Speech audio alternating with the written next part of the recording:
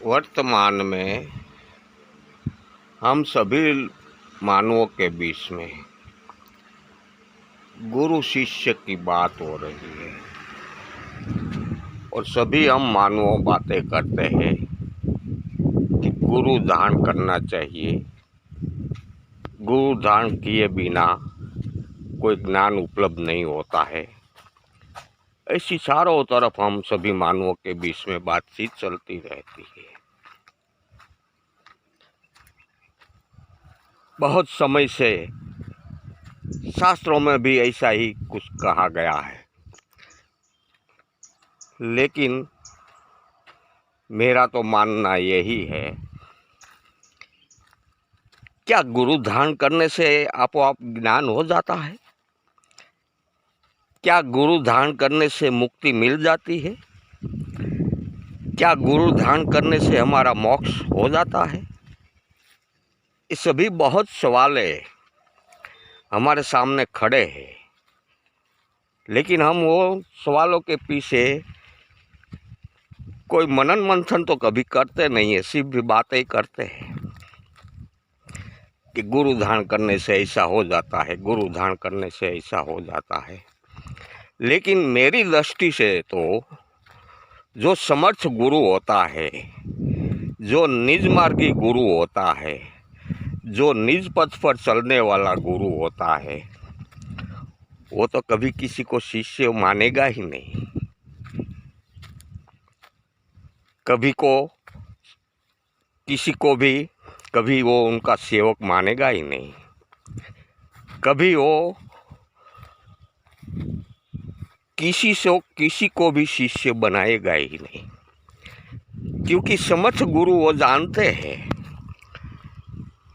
वो ज्ञानी होता है, वो अनुभूति के मार्ग से पसार हुआ होता है, वो सभी अवस्थाओं में से पास हुआ होता है, तो उनका ये प्रकृति का पूरा ज्ञान होता है। सभी समान है, एक डाल पर दोनों बैठे गुरु और चेला, तो कौन गुरु कौन चेला?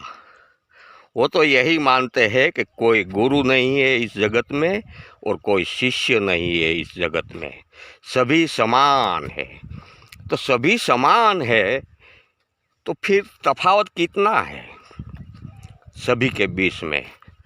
सिर्फ तफावत इतना ही होता है कि हम सभी पूर्व जन्म के संचित कर्मों की गति के अधीन हमारी विचारधारा का तफावत है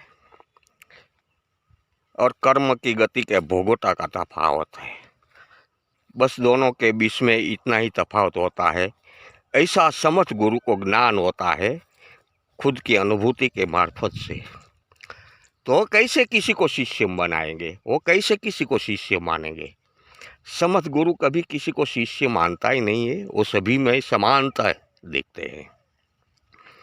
क्योंकि ये प्रकृति ने सभी शरीरों के अंदर, मानवों के शरीरों के अंदर सभी को समान ही शक्ति दिया है।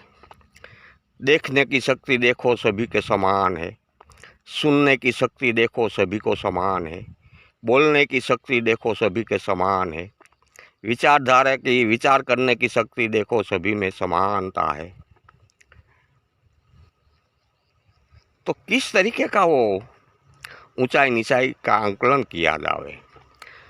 जो शरीर के अंदर अदृश्य रूप में छुपी हुई शक्ति सभी में समान है, तो कौन गुरु कहा जावे, कौन शिष्य कहा जावे? समर्थ गुरु के लिए तो यही सबसे बड़ी प्रॉब्लम है। इसलिए समर्थ गुरु कभी किसी को शिष्य मानता नहीं है और कभी किसी को शिष्य बनाता नहीं है।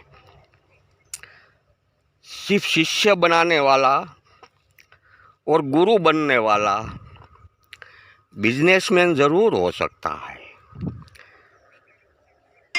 धर्म के नाम पर बिजनेस चलाने वाला जरूर हो सकता है। तो समर्थ गुरु कैसे हो शिष्य को कभी शिष्य के रूप में स्वीकार ही नहीं पाएगा? क्योंकि वो तो जानता है कि मेरे और इसमें कोई तफावत नहीं है, सिर्फ तफावत कर्म की गति का भोगोटा और विचारधारा का ही जो देखने को मिलता है, और कोई तफावत नहीं है। समर्थ गुरु तो अपने पास जो सीखने आता है, अपने पास जो मार्गदर्शन लेने के लिए आता है, उनको अपने से सवाया बनाता है, उनको समर्थ गुरु कहते हैं। लेकिन वो भी सवाया बनाता है तो शिष्य बनाकर सवाया नहीं कभी बनाएगा, ये तो हो ही नहीं सकता। सभी के लिए ये चीज़ के बारे में मनन मंथन करना, इसकी गहराई में जाकर विचारना बहुत ज़रूरी है। तब हम सबको सत्यता की तरफ जा सकेंगे। इसके अलावा हम सभी बातें करते रहेंगे, सिर्फ हवा में हवातियाई मारते रहेंगे कि गुरु के बिना कभी ज्ञान नहीं मिलता है। ये सभी बातें मेरी दृष्टि से सही नहीं है। अरे आज के गुरु खुद ही अज्ञानी है, खुद को ही सत्य का मालूम नहीं है, खुद को ही भक्ति कैसे किया जाता है, भक्ति किसको कहते हैं वो उनको मालूम नहीं है, तो वो दूसरे को कैसे मार्गदर्शन कर सकेगा। बहुत सोचने का विषय है। जब तक हम ये बातों के बारे में सोचेंगे नहीं, तब तक हमारे लिए ये सभी चीज़ें बहुत ही गहराई, अंशधा की गहराई में जाने का ही ये द्वार है और कुछ नहीं है। इस जगत में सभी मानवों के अंदर, शरीर के अंदर समान ही शक्ति समाई हुई है, तो कौन गुरु कौन चेला ये कैसे कहा जावे। एक बात ज़रूर है कि अनुभूति वाले मानव के पास कोई जो मानव उनके अनुभूति जानने के लिए आता है, उनके अनुभूति के शब्दों के अधीन उनका अनुसरण करना चाहता है, तो वो अनुभूति वाला मानव उनको ज़रूर मार्गदर्शन देता है।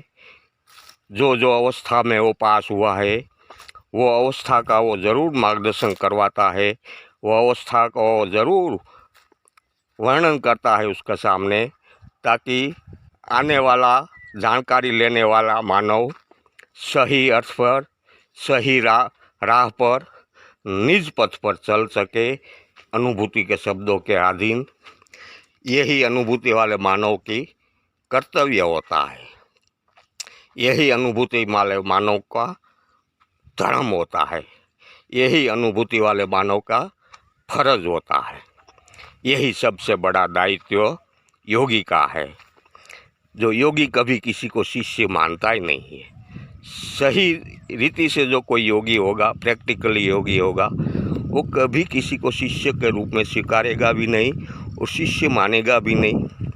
बस यही कहेगा उन सामने वाले को, भाई तेरे और मेरे में कोई तफावत नहीं है, तुमको जो मेरी अनुभूति का ज्ञान चाहिए वो मैं तुझे दूंगा, मुझसे भी तुझे सवाया बनाऊंगा, लेकिन शिष्य के रूप में नहीं। समानता की दृष्टि से हम दोनों समान है, यह दृष्टि से वो ज़रूर मार्गदर्शन करता है।